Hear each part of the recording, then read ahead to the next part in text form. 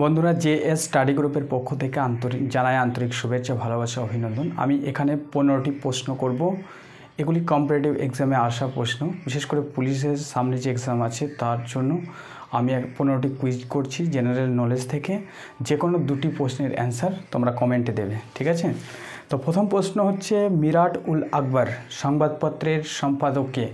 মিরাট উল আকবর সংবাদপত্রের সম্পাদককে, তার নামটি কমেন্টে দেবে।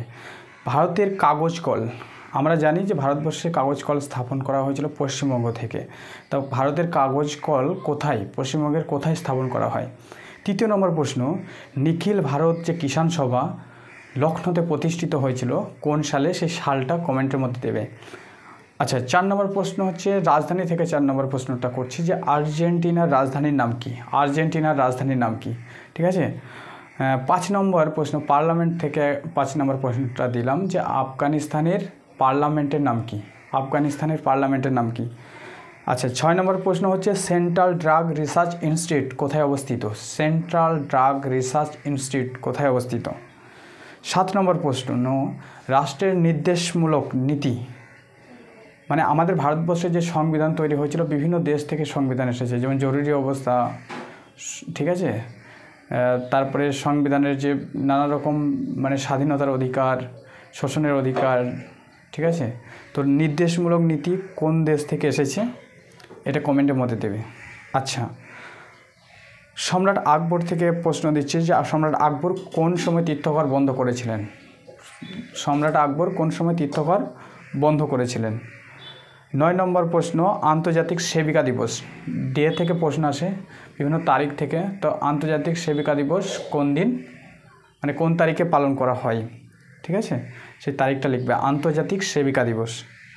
10 নম্বর প্রশ্ন, বাদ্যযন্ত্র থেকেও প্রশ্ন আসে কম্পারেটিভ এক্সামে। এখানে ভিজি গগ ছিলেন, তিনি কোন বাদ্যযন্ত্রের সঙ্গে সম্পর্কিত? ভিজি গগ কোন বাদ্যযন্ত্রের সঙ্গে সম্পর্কিত সেটা কমেন্টের মধ্যে দেবে। আচ্ছা, পদার্থবিজ্ঞান থেকে একটা প্রশ্ন দিলাম, ইলেকট্রন কে আবিষ্কার করেছেন? ইলেকট্রন কে আবিষ্কার করেছেন? ইতিহাস থেকে একটা প্রশ্ন দিচ্ছি যে ইবন বতুতা কার সময় এসেছিলেন? বিভিন্ন পর্যটক বিভিন্ন শাসকের সময় বা রাজাদের সময় এসেছিলেন।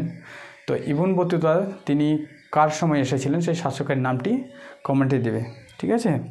আচ্ছা, 13 নম্বর প্রশ্ন, জাপ্তি প্রথা, এটাও ইতিহাসের প্রশ্ন, জাপ্তি প্রথা কে প্রবর্তন করেন? মানে কোন এক মুঘল সম্রাট জাপ্তি প্রথা প্রবর্তন করেছিলেন? তো জাপ্তি প্রথা কোন মুঘল সম্রাট প্রবর্তন করেছিলেন তার নামটি লিখবে। আচ্ছা, নীতি আয়োগ কবে গঠিত হয়? নীতি আয়োগ কবে গঠিত হয়, ঠিক আছে, সেই সালটা দেবে। আচ্ছা, শেষ প্রশ্ন, 15 নম্বর প্রশ্ন, কলকাতা যে মেট্রো রেল, আমরা জানি যে ভারতবর্ষের ভেতরে প্রথম মেট্রো রেল বা পাতাল রেল কলকাতায় স্থাপিত হয়েছিল, ঠিক আছে। তো কলকাতায় মেট্রো রেল স্থাপিত হয়েছিল কোন তারিখে, কোন সালের কোন তারিখে সেটা দেবে। তো এই ভিডিওটি ভালো লাগলে সকলে চ্যানেলটিকে সাবস্ক্রাইব করবেন। সকলকে ভিডিওটি দেখার জন্য অসংখ্য ধন্যবাদ।